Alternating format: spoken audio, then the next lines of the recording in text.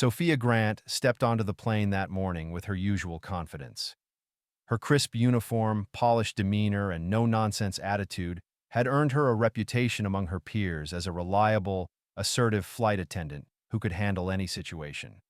At 34 years old, Sophia was a seasoned professional who believed strongly in the principles of equality and fairness. She approached her job with a sense of duty, ensuring that every passenger aboard her flights was treated with respect. The flight from New York to Los Angeles was shaping up to be an ordinary journey. Passengers filtered into the aircraft, dragging carry-ons and jostling for overhead bin space. Sophia moved down the aisle with practiced ease, her warm but professional smile greeting each traveler. By the time the plane filled, she had mentally categorized the passengers: the nervous first-timers, the frequent flyers glued to their laptops, and the families juggling restless children. Everything seemed normal until her gaze landed on a man seated in economy class, calmly flipping through a magazine.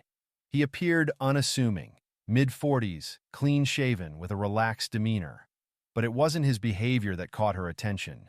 It was the red baseball cap perched on his head, bearing the unmistakable slogan, "Make America Great Again."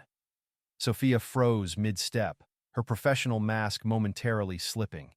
That hat wasn't just an accessory to her, it was a symbol of division, representing values she felt were antithetical to her own beliefs. For a fleeting moment, she considered ignoring it. After all, it was just a hat, and the man was sitting quietly, bothering no one. But her principles surged to the forefront. Could she, in good conscience, let something so provocative go unchecked? Her inner turmoil simmered as she continued her pre-flight duties. Every time she passed his row, her eyes were drawn back to the hat. She noticed other passengers glancing at him too, their expressions ranging from curious to uncomfortable. Each glance seemed to validate her growing conviction that something needed to be done. Sophia retreated to the galley, where her colleagues were arranging beverage carts. "Did you see that guy in 14B?" she asked, her voice low but firm. "Which one?" asked Dana, a senior flight attendant with decades of experience. "The one with the MAGA hat," Sophia said, her tone laced with irritation. "Can you believe he wore that on a flight? It's offensive. I'm sure other passengers are uncomfortable too." Dana sighed, her gray-streaked hair tucked neatly into a bun. "Sophia, let it go. It's not our job to police people's clothing unless it's explicitly inappropriate. Focus on your tasks and leave it be." "Leave it be?" Sophia scoffed, her frustration bubbling over. "We have rules about offensive behavior on board, don't we? That hat is offensive to a lot of people. It's our responsibility to ensure a safe and comfortable environment for all passengers." Dana shot her a warning look. "You're walking a fine line, Sophia. Just think carefully before you act." But Sophia wasn't swayed.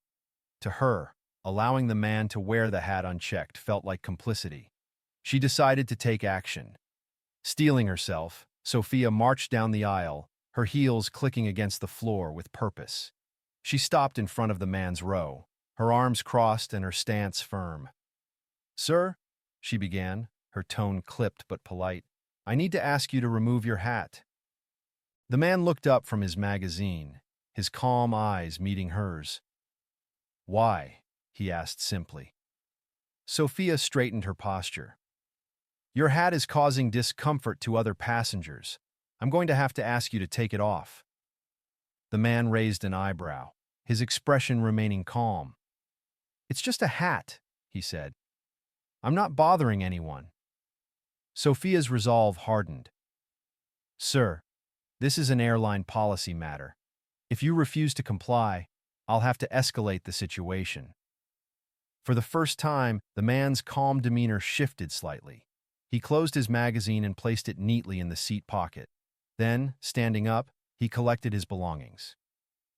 "If that's how you feel," he said evenly, "I'll leave." Sophia was momentarily taken aback by his compliance. She had expected an argument, a confrontation. Instead, the man's calm response left her feeling oddly unsettled. As he walked toward the exit, A ripple of murmurs swept through the cabin. Some passengers exchanged uneasy glances. Others whispered behind cupped hands. Back in the galley, Dana pulled Sophia aside. "Do you realize what you just did?" she asked, her voice low but intense. "I was enforcing policy," Sophia replied defensively. Dana shook her head. "No, you acted on emotion. That man wasn't disruptive. He wasn't causing a scene. You might have just created an issue where there wasn't one." Sophia brushed off the comment, convincing herself she had done the right thing. As the plane doors closed and the aircraft taxied to the runway, she felt a fleeting sense of satisfaction. She had stood up for what she believed in, even if it made her unpopular. But as the flight took off, Sophia couldn't shake the nagging feeling that something wasn't right. The man's calm demeanor, his lack of resistance, it all felt too deliberate, too measured. Little did she know, her moment of triumph was about to unravel in ways she couldn't have imagined. As the flight progressed, Sophia tried to focus on her duties, but the earlier confrontation weighed on her mind. Each time she passed through the cabin, she felt the passengers' eyes on her, their silent judgments piercing through her carefully constructed professional facade. She could almost hear their thoughts. Was that necessary? Who does she think she is? The murmurs had died down, but the tension lingered, palpable and unsettling.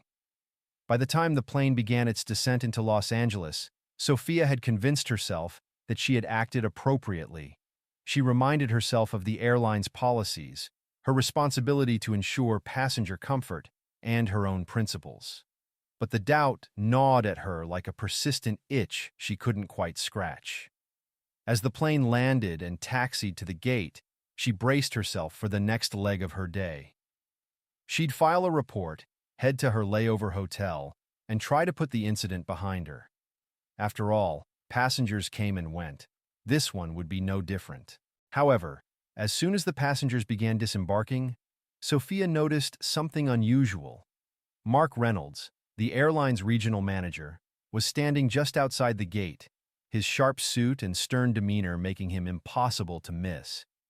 He was speaking with one of the gate agents, his expression unreadable. When he turned and locked eyes with Sophia, her stomach dropped.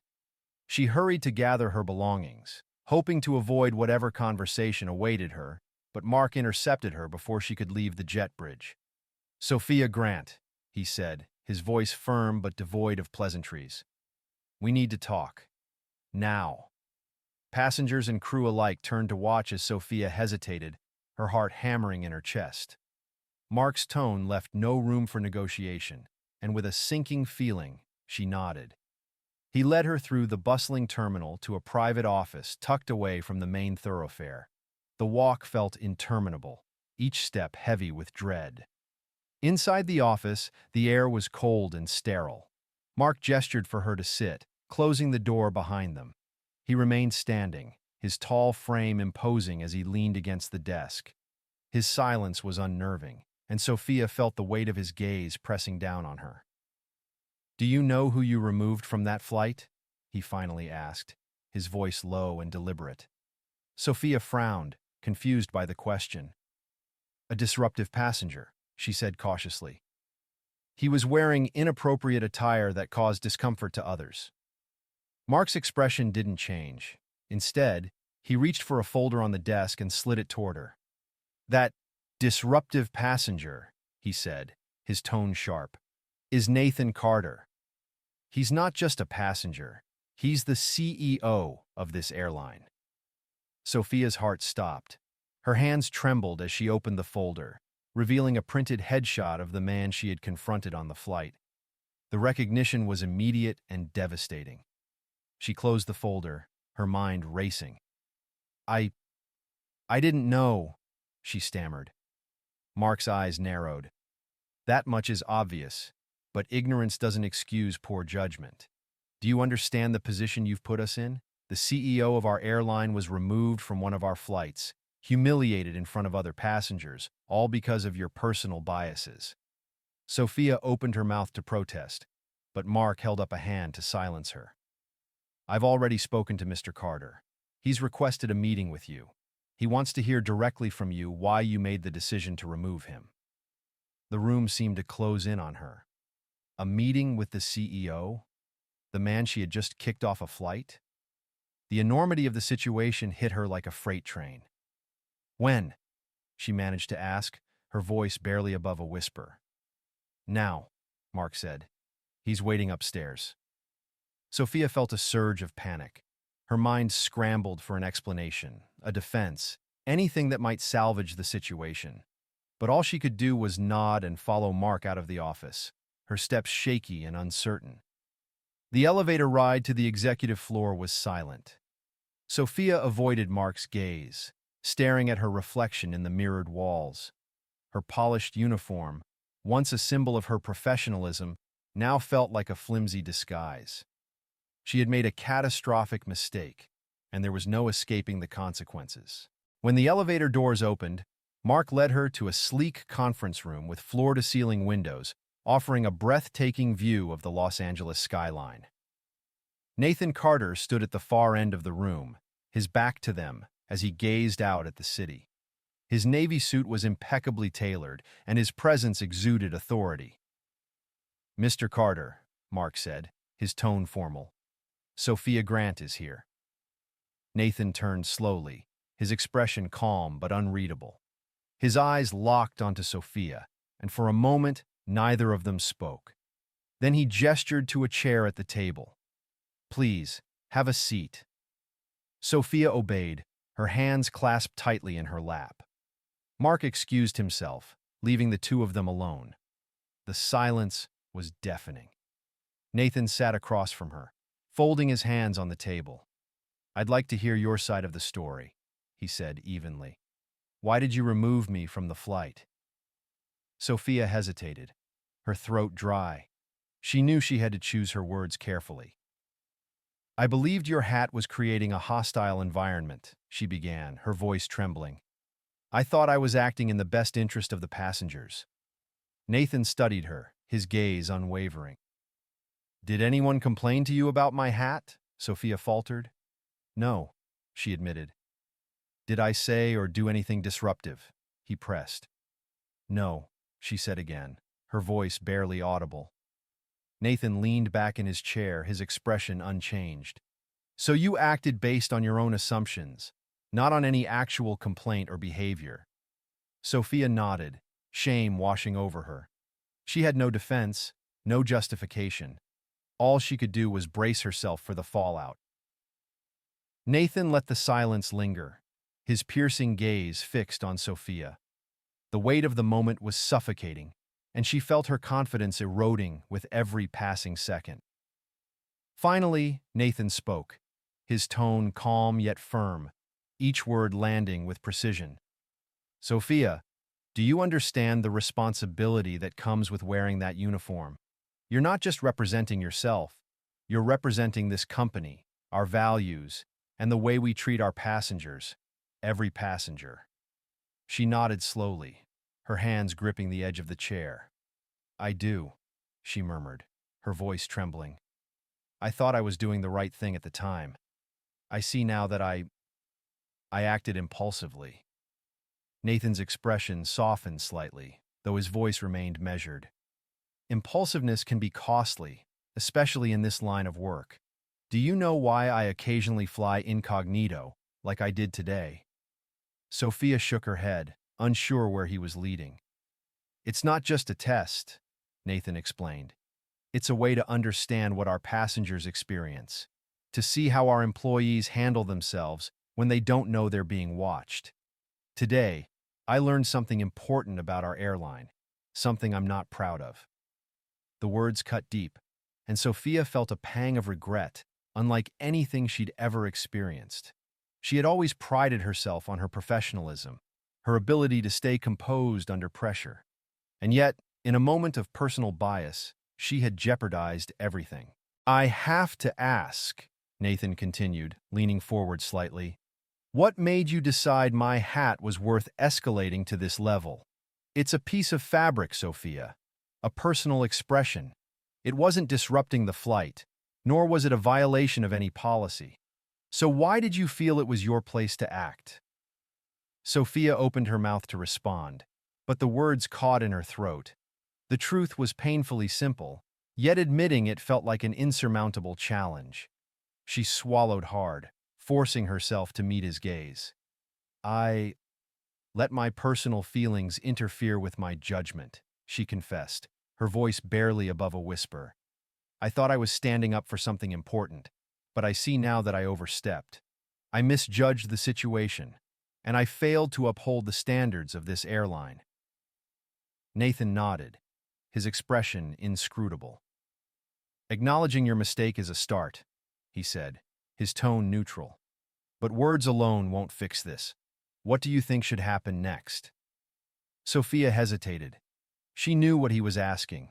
He wanted to see if she would take responsibility, if she truly understood the gravity of her actions. I'm willing to do whatever it takes to make this right, she said, her voice steadier now. If that means resigning, I'll accept that. But if you'll give me a chance, I'd like to prove that I can learn from this and do better. Nathan leaned back, his eyes narrowing slightly as he considered her words. The silence stretched, and Sophia felt her pulse quicken. Finally, he nodded, his decision made. I don't believe in throwing people away for making one mistake, he said, his voice firm but not unkind. But this isn't something I can overlook. You'll undergo a comprehensive training program focused on professionalism, conflict resolution, and customer relations. It won't be easy, and you'll be monitored closely. One more misstep, and there won't be a second chance. Do you understand? Sophia exhaled shakily, relief washing over her despite the weight of his words. I understand. Thank you for giving me this opportunity. Nathan stood, signaling the end of the meeting. Consider this a lesson, Sophia. In this job, it's not about you. It's about the people we serve. Never lose sight of that. She rose to her feet, nodding earnestly. I won't. Thank you, Mr. Carter. He extended a hand, and she shook it, the gesture feeling heavier than any she'd ever experienced. As she left the office, her thoughts were a whirlwind of relief, shame, and determination. She had been given a second chance, and she wasn't going to waste it. Back in the elevator, Sophia caught her reflection in the mirrored walls. Her face looked pale, her usually composed demeanor shaken. But there was something else there, too, a glimmer of resolve. She would earn back the trust she had lost, no matter how long it took. As the elevator doors opened onto the bustling terminal, Sophia stepped out with a renewed sense of purpose. The road ahead would be challenging, but she was ready to face it head-on. Mistakes, after all, were only the beginning of growth. As Sophia walked through the terminal, the reality of her situation began to settle. The vibrant hum of travelers, announcements over the intercom, and the rhythmic squeak of rolling luggage contrasted sharply with the turmoil in her mind. Each step felt heavier, but she reminded herself that this was an opportunity to learn and grow, a rare chance to correct a mistake and reclaim her sense of purpose. By the time she reached the crew lounge, Sophia was met with the familiar faces of her colleagues. Some gave her questioning glances, while others avoided eye contact altogether. The news of her confrontation with Nathan Carter had clearly spread, though no one dared to mention it. She grabbed a bottle of water and sat at one of the corner tables, trying to collect her thoughts. Hey, a soft voice interrupted. Sophia looked up to see Mia, a fellow flight attendant, and one of the few colleagues she trusted. Mia's expression was a mix of concern and curiosity. You okay? Sophia nodded, though her expression betrayed her uncertainty. It's been a rough day, she admitted. Mia slid into the seat across from her. I heard something about Mr. Carter being on your flight. What happened? Sophia hesitated, unsure how much to share. Finally, she sighed and decided to tell Mia the truth. I made a mistake, a big one. I let my personal feelings interfere with my judgment, and it nearly cost me my job. Mia's brows furrowed in concern. What do you mean? Sophia explained the incident in detail, her voice low and measured. She recounted her confrontation with the passenger, unbeknownst to her, the airline's owner, and how her actions had spiraled into a situation far beyond her control. Mia listened intently, her expression shifting between disbelief and empathy. "Wow," Mia said when Sophia finished. "That's intense. But you're lucky he's giving you another chance. A lot of people wouldn't." "I know," Sophia replied, her voice tinged with gratitude. "It's more than I deserve, honestly. I have to make this right." Mia nodded, leaning back in her chair. "You will. You're a good person, Sophia. One mistake doesn't define you." Sophia offered a small, appreciative smile. "Thanks, Mia. That means a lot." Over the next few weeks, Sophia dove headfirst into the training program Nathan had outlined. The sessions were grueling, covering everything from conflict resolution to implicit bias and the importance of empathy in customer service. Sophia found herself confronting aspects of her behavior she hadn't fully acknowledged before. Her quick temper, her tendency to make snap judgments, and her struggle to separate personal beliefs from professional responsibilities. One afternoon during a workshop, the instructor played a series of videos showing passengers in various situations, from difficult to mundane. The exercise was simple: evaluate the scenario and determine the appropriate course of action. But as Sophia watched, she couldn't help but see flashes of her own mistakes in the clips, particularly the incident with Nathan. "Remember," the instructor said, addressing the group, "it's not just about following policies. It's about treating every individual with dignity and respect, even when it's challenging. Because at the end of the day, how you make people feel matters just as much as what you do." The words resonated deeply with Sophia, sparking a newfound determination. She began approaching the training not as a punishment, but as a chance to become better, not just as a flight attendant, but as a person.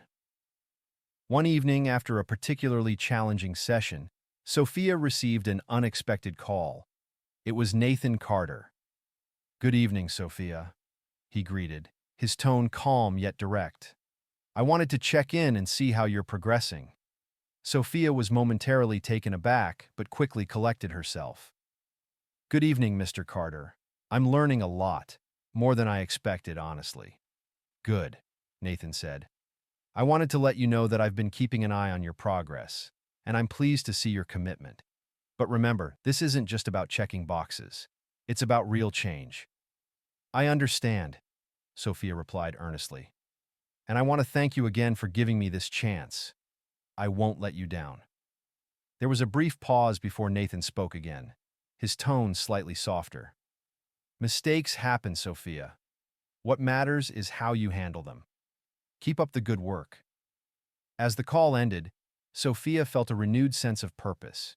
She wasn't just earning back her place in the airline, she was building a foundation for something stronger. By the end of the program, Sophia had transformed. Her colleagues noticed the change. She was more patient, more attentive, and more thoughtful in her interactions. Even the passengers she served seemed to sense the difference, often commenting on her warmth and professionalism. When Nathan finally summoned her for a follow-up meeting, Sophia walked into his office with her head held high. This time, the atmosphere felt different, less intimidating, more hopeful. Nathan gestured for her to sit and began reviewing her progress. His questions were thorough, his demeanor measured, but there was an unmistakable undercurrent of respect in his tone. "Based on everything I've seen," he concluded, "I'm satisfied that you've learned from this experience. I'm reinstating you to your full duties, effective immediately." Sophia exhaled a breath she hadn't realized she was holding. "Thank you, Mr. Carter. I promise I won't take this for granted." Nathan nodded, a faint smile tugging at the corners of his mouth. "See that you don't. And remember, Sophia, growth isn't a destination, it's a journey. Keep striving to be better, every day."